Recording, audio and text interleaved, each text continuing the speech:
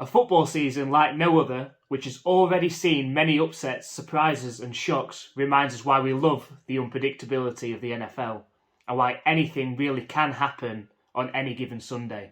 This season, we were supposed to have 4 teams from the AFC West in the playoff picture.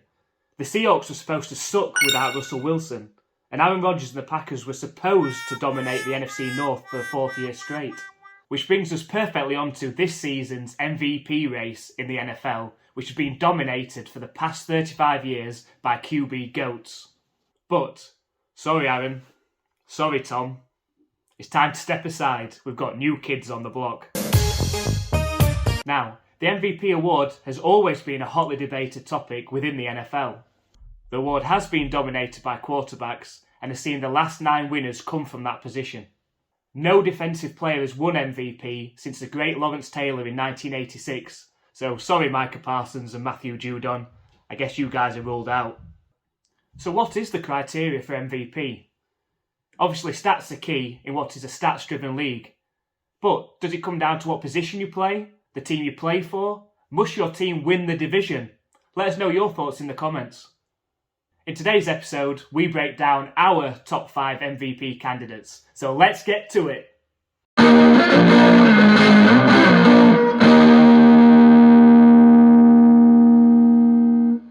MVP candidate number 5, Jalen Hurts. The Eagles of NFC. Hurts has really broken out this season, helped majorly by the acquisition of wide receivers. Hurts has thrown for over 2,000 yards, 14 touchdowns versus only 13 interceptions, and has rushed for over 350 yards and 7 touchdowns this season. Hurts now has 20 rushing. If the Eagles are able to shake off that loss to the Commanders, and if Hurts is able to continue to protect the ball, we wouldn't be surprised if Hurts is a top MVP candidate in January. In the number 4 spot, we have the Titans' bruising running back Derrick Henry. Off to a fantastic start this season, he leads the league with 1,010 rushing yards and also has 10 touchdowns on the ground.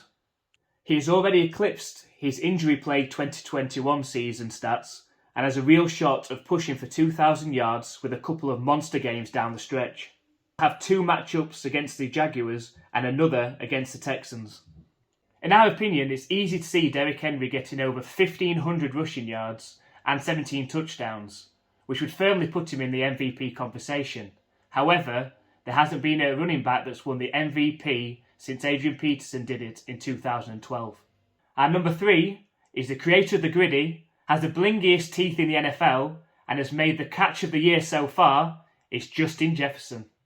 He caught approximately 70% of his targets. He's been Mr. Reliable for Kirk Cousins and figures to get plenty more opportunities down the stretch, as opposition teams now have to take into account newly acquired tight end TJ Hockenson in the passing game. Now it has to be stressed, a wide receiver has never won the MVP award. Remember in 2007, Randy Moss caught 23 touchdown passes and still didn't win. However, Jefferson's out of this world catches and production this season can't be ignored in the MVP race. We're just going to take a quick break from our top 5 to say if you are enjoying our content, if you have got this far, please make sure that you hit that like button like Henry and spike that subscribe button like Gronk. It really helps us out. Join us for our live play-by-play watch-along of the New England Patriots versus the New York Jets, which is sure to have major implications on the AFC East. We'll also be keeping a close eye on all the early games, bringing you the scores as they happen. No matter which game you're watching, all NFL fans are welcome to come and join the conversation and talk football. And now back to our MVP top 5. And in the number 2 spot, probably the most polarising player in the NFL, is Tua Tagovailoa versus the Bengals in Week 3. He now leads the NFL in passer rating and yards per attempt. Not bad for a guy with no arm strength. In his last 3 games, Tua has thrown for 969 yards, 9 touchdowns and 0 interceptions. Now having weapons like Tyreek Hill and Jalen Waddle to throw to certainly help, but you've still got to get them the ball.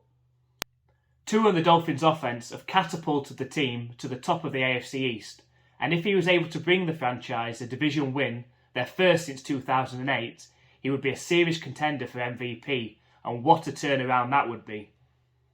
And number 1 is Russell Wilson, Broncos country, Let's ride! No, just kidding. Sorry, Russell. It's Patrick Mahomes. His 25 touchdown passes lead the league, and with 8 games remaining, he could even challenge Peyton Manning's 55 passing touchdown record. The Chiefs face some favourable defences down the stretch, which should further cement Mahomes' stats, and because of this, we believe Mahomes will earn his second MVP award of his very young career. Yesterday we ran an MVP poll, and Tua proved most popular with the Twitter fans.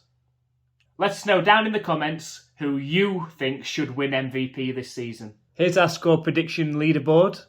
Not a great week for anybody, with only Andy hitting 500. Now let's take a look at our score predictions for week 11. A very good start for Tom and Andy. Mark just cannot get it right on Thursday night. Thank you for watching our MVP episode. Make sure to subscribe and join us for our live play-by-play watch-along of the New England Patriots versus the New York Jets. Check out these 2 videos next, which are 2 of our most popular. See you next time.